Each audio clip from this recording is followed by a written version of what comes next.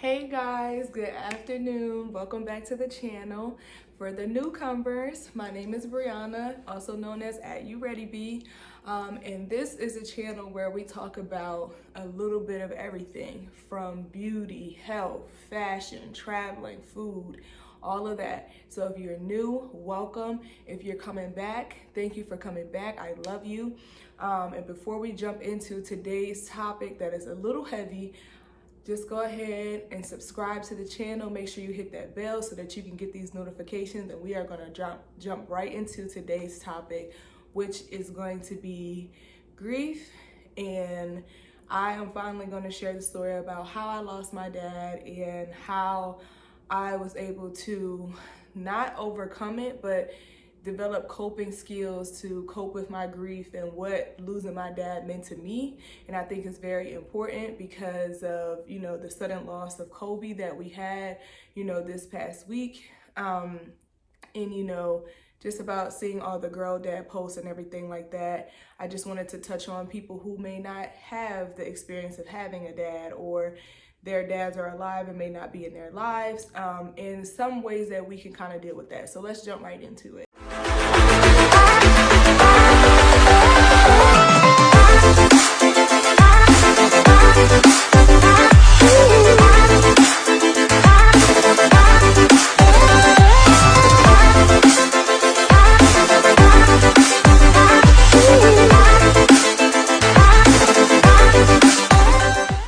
So if you guys know me, you guys know that I have had an immense amount of struggles throughout my adult life. In 3 months, I'll be 30, and I'm just like, oh my God, how did I get here? And so one of the struggles that I always talk about is losing my dad. I lost my dad at a very young age, not really, really young. I was old enough to understand. I was 17 years old. And to me, I feel like that's a young age because you're not really an adult yet. And you don't understand how it will affect your life moving forward. And so, when I was growing up, my dad was in and out of my life. He was in jail sometimes, back and forth with that. And then I think that, sometimes being a father, I don't know if people understand the responsibility that they take on. Like, you have a human, and I have an older brother and a younger brother. So there's 3 of us. And so, my dad was kind of in and out with, being back and forth, being incarcerated. And also, I think that he was just kind of living his life. And so when it came time for us to grow up, I didn't have a lot of memories with my dad growing up. And, I always talk to my mom about it because I'm just like, why didn't he want to be there? Why didn't he want to come around and stuff like that? And so it got to a point where, sometimes my mom would stop my dad from coming to see us, me and my brother, because he would tell us, he was coming to pick us up, and then he wouldn't come. And so I didn't understand that as a child, but I know, like my mom always says, it's my responsibility to keep y'all safe and, make sure that you guys aren't feeling down or bad or blaming yourself for why he doesn't want to be here. And, I didn't want to put you guys through having you all cry or do anything like that, because if y'all cry, I cry. So it was just like a whole big thing or whatever. And don't get it like jacked up. Like, I seen my dad when I was growing up and stuff like that. It just wasn't as often. Like, I didn't have a full-time dad all the time. Like, him and my mom weren't together, so it wasn't like we lived in a house. My mom was a single mom. I stayed a night with my dad. And we had a lot of memories, but I don't have a lot of memories when I was younger of us being together and growing up with that father figure, full-time, constant in my life. And as I grew up, I think, as a kid, you notice, but you don't really notice because you're growing up and you're playing and you're doing all this other stuff and going to school. And my dad's side of the family was a big part of my life. So it wasn't, I didn't realize how much I was missing out on until, I was a teenager. And when I became a teenager, I think I was about maybe, I want to say 14 or 15. My dad started to come around more, and we really started to work on trying to build a bond. And of course, I accepted my dad with open arms. As a girl or a woman, I think that we forget about everything else, and there's no, I blame you for this, I blame you for that. I just wanted my dad in my life. And so for me, I was just like, come on, let's go. Let's go out. Let's do all these things. Let's go to the mall. Let's do this. Let's do that. And I really started to build a bond with my dad and, really try to get that relationship that I kind of missed out on when I was younger. And then I just feel like I didn't have enough time because, I had turned 17. My birthday is in April, and everybody knows, if you follow me on Instagram, you know that April is kind of an up and down month for me because my birthday is at the beginning of April and I lost my dad at the end, which was about 2 weeks after my birthday. So it's a really, really kind of weird place to be in because I'm happy because I'm turning a year older and I'm here and God has blessed me, and then I get something taken away from me, at a age where I understand, but I just don't understand. I feel like I didn't have enough time, so it was really hard for me to kind of grasp, like, I'm supposed to be happy at this time and I'm sad at this time. And I think because it was unexpected and my dad's death was such a tragic thing, it just caught us all by surprise. And so I have to do a disclaimer because the way that, my dad was taken away from me wasn't natural causes, or he wasn't sick or ill or anything like that. It was literally someone taking his life. And I don't think that he knew when he got in the car, this was going to be a person that he knew that, was going to want to take from him or rob from him or anything like that. And, he shot my dad at point blank range. And my dad was rushed to the hospital, and sometime after that he was declared brain dead. There was really nothing that they could do, and if he was going to stay in the hospital, then he was going to be in a vegetable state for the rest of his life. At the time, I was 17 because my birthday had just passed, and my brother was 19 years old.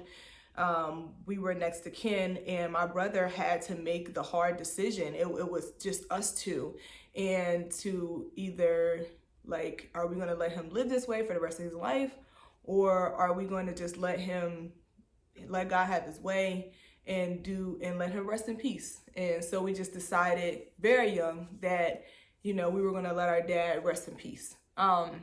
And everything from there was different because my dad was Muslim, so he didn't have a regular funeral, and that was something else, a different aspect of culture to grasp. Not that my dad hadn't taught me about the ways of Islam or anything like that. He did his best to make me understand those things, but we never talked about the death part, so that was something that we had to really grab a hold of. And we had different religions because I'm Christian and he was Muslim. At the end of the day, we gave him what we knew in his heart he would want, which was a Muslim burial. That was really different because it just they have to be buried really quickly. They are mummified. They believe in going out the same way they came in. And then they get buried the same day. So it is no, like, this is where they are, we're lowering the casket, and then, a week later, they're finally buried. No, the brothers and sisters come out, they all, they do a prayer at the mosque, and then the brothers bury the person, and that's pretty much it. So it happened, fairly quickly, and it was kind of hard for me to grasp and put everything into perspective about all the things that were really going on. So for me, I was really heartbroken about everything. You never really get over losing a parent. You just learn how to cope with it. And I just felt like I was building a relationship with my father, and I was trying to have as many moments as I could, and someone selfishly took him away.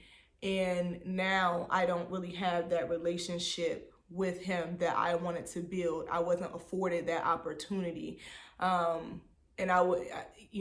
for me, I just feel like I don't understand people's logic behind why they take other people's lives, because when you take another person's life, you're not just taking their life, you're taking someone away from everybody. My dad was a father, a brother, a cousin, an uncle, and it is really unfortunate that people handle their problems or are selfish in the way that they do things. So it was really different because, you know, I went to college without my dad. I was in high school at the time, and, you know, I wasn't really I wasn't really in the right state of mind to just grasp like everything that was going on. I just knew that I lost my dad, and I didn't have as much time that I wanted to have with him.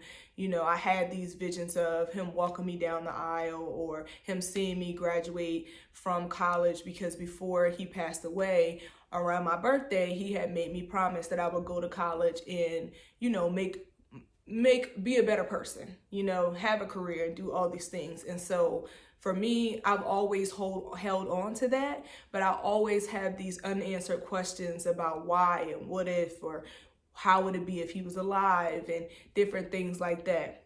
The older I got, the more I was able to, you know, every year I would just be, you know, like in a depressive state in the bed. I just didn't understand, and I had so many questions, but I was never able to get them answered. And my mom would try to fill in the gaps with, you know, her history and, you know, the things that she knew about him, pictures and all that stuff. And I had my dad's side of the family, so it was always, you know, different things, but it was different because I just wanted to have that relationship with my dad, and I knew that I would never get that chance to be able to do that. But the older I got, I realized, you know, that I couldn't continue to dwell on the questions that I wouldn't have answered, because it really just put me in a really sad state. And so for me, I wanted to flip that. So instead of me thinking about all the stuff that I will always have that would go unanswered, and the memories that I wouldn't get to create, you know, I held on to the memories that I did get to create with him. Christmases and different things like that. And my Christmas was different with my dad because he was Muslim, so there was no Santa on his end. But we still got together, and, you know, he did the gifts thing for us and different things like that, and riding in the car with my dad and him blasting his R&B music and just different things like that I've always loved about my dad, and just keeping those memories. So as the years went on, I started to kind of remember him the way that I would want to remember him, and not in the way that, you know, like an absence kind of thing. So I wanted to remember all the things that I did with my dad that made me happy. So going to the mall and going out to eat and riding in the car with him, those were things that I wanted to hold on through his memory. And so I did that. It's been over 10 years, but it's still fresh. I don't think anybody gets over losing a parent. But me shifting what my thought process would be, instead of just holding on to all the things I wouldn't be able to do, I just shifted it to, you know, the memories. And if I got sad, I always think of something. I always look at pictures and different things like that. But the fact still remains is that I'm not going to get to have a relationship with my dad. And I think that's what makes my heart sad the most. I also get to hold dear to the promise that I've kept for my dad. He wanted me to go to college. Sister been in school forever, okay? And so I think that, you know, my dad looking down on me and seeing that I've surpassed the promise that I made him just makes him smile, make him happy. And I know that he's looking down on me like I'm proud of her. And, you know, I know that I've made my dad proud. But I think that in a time where such a pivotal person, a legend like Kobe has been lost, and his daughter as well, may they rest in peace. I literally have seen so much about, you know, the posts about girl dads and different things like that, and it just made me kind of hold to my heart. Like I wouldn't be somebody who's a part of those posts, because I, you know, and there's a lot of people who who lost their dad, or their dad is around but not in their lives and stuff like that. So I just really wanted to make this video to let everyone know, like, that if you have a dad, cherish them. Continue to make your relationship and your bond so much stronger. You know, if you don't have a dad but in your life, but you have a father figure, love on them. I have a father figure. I have an amazing uncle who I call Pop, and he is like, I don't know where I would be in my life, because he stepped up for me. And, you know, he's my father figure. And so for that, I'm forever grateful, because I feel like, you know, I was blessed twice. I have an uncle who's amazing, and I had a dad who was great as well.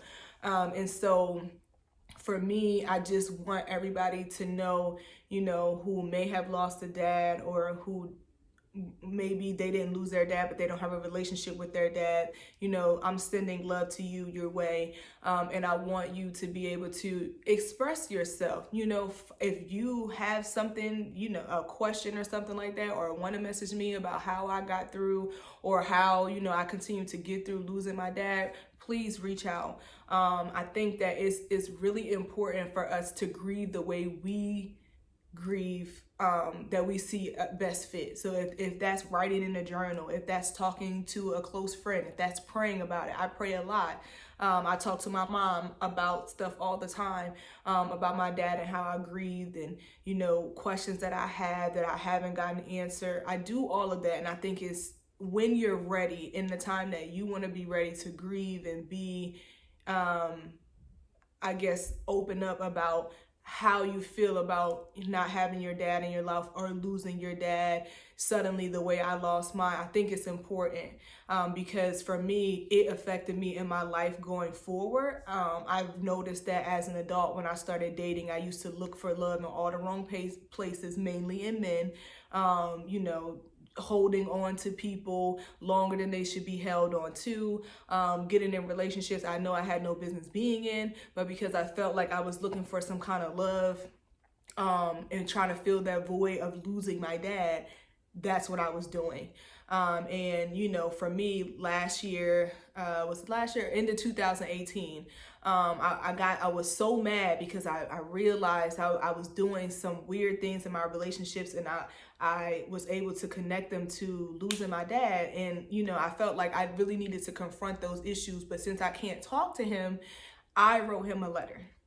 I wrote him a letter, you know, telling him that I was so angry with him because I didn't have him all throughout my life. And I was really angry that we didn't get to have the relationship that, you know, I wanted to have with him. But I also wanted to write him a letter to tell him that I don't know what he was going through. I think we forget as people that our parents are people too, and they're not perfect. They're human just like us, and they make mistakes. And so sometimes we forget that. And so I wanted to write the letter to let him know, I don't know what you were going through in your absence to me as a father, but whatever you were going through, I'm sorry that you were going through that, or whatever the case may be. I acknowledge that you weren't a perfect person, and that you were human just like me, and that you made mistakes. I told him that, you know, I thanked him for the time that we had and coming into my life when he did, to try to develop some kind of relationship and give me the memories that I still have today. And, you know, I forgave him, and I told him I loved him in the letter, and I, you know, folded the letter up, and I kept it, because that was the only thing that I was going to be able to do to feel like I gave something to my dad. So I told him I was mad at him. I confronted my anger. You know, I let him know that I know that he's human and he's not perfect. And I told him I loved him, and I forgave him. And ever since then, you know, my relationships with dating and guys have gotten better on my part and my growth. And I think it's important for everybody else to, you know, start that process in their time. You don't have to rush it or anything like that, but that's something that I did. So if it helps for you, definitely. But I just wanted to share that as a process, or some steps forward that I took to be able to cope with losing my dad, and, you know, not getting the questions answered that I had for my dad at the time. So I just want to end this with, you know, cherish your parents, cherish your fathers if you have them in your life, or cherish your father figures. We never know when they're going to leave us. We don't know if going outside your house is a dangerous thing, or getting in your car. You don't know if you're going to come back. We just don't know. We don't know the time. We don't know the hour. We don't know anything like that. And so I just really wanted to kind of be transparent today and share my story about losing my dad, and what that meant to me, and the things that I kind of went through not having him. This was a really big step for me, as a just being transparent, because I've always talked briefly about losing my dad, but I've never really went into detail about how I lost my dad or how that affected me, and how going to school without, getting accepted to a HBCU and not being able to tell my dad in person. I know that we can speak to them in the sky, and they can hear us, and they're probably looking down on us very proud, but it's different somebody being in present with you and being able to tell them, hey, I promised you that I would go to college and I got accepted to Hampton University. And so at the end of the day, my last couple of years, being my dad's anniversary of his death, have been a little bit better. Like I said, I've been just trying to make my days happier. So if it's taking myself out to eat, or spending time with friends, or going to see a movie or something like that, and really cherishing the moments, my last moments with my dad, and instead of thinking about all the things I'm not going to have, or the void that I always have in my heart, different things like that. I just try to fill it up with good things, memories, good love, and being around great people. And so I just really thought that talking about grief and grieving a person in this time, is important, because everybody is talking about the big loss that we had, with Kobe. And I just think that, we forget how time waits for no one, and that tomorrow isn't promised, and that we should love on the people who love on us, and really cherish the memories that we have with them, and make new ones. Take pictures, go on trips, take videos, all that stuff, because tomorrow isn't promised. So I love you guys. This video is long, I'm so sorry, but thank you for watching. And if you guys want to see, more videos from me like this or something similar, please drop that in the comments. I would be happy to answer all you guys' questions. You guys can follow me on Instagram at YouReadyB __. If you guys want to talk to me privately about, me losing my dad, or maybe someone that you've lost and you need some coping skills or anything like that, please DM me. You can also email me. I'll put my email in the description box. So thank you guys for watching. I love you guys so much. Remember, don't forget to love on everyone. Love on everyone. Tell them what you think of them today, not tomorrow. Thank you guys.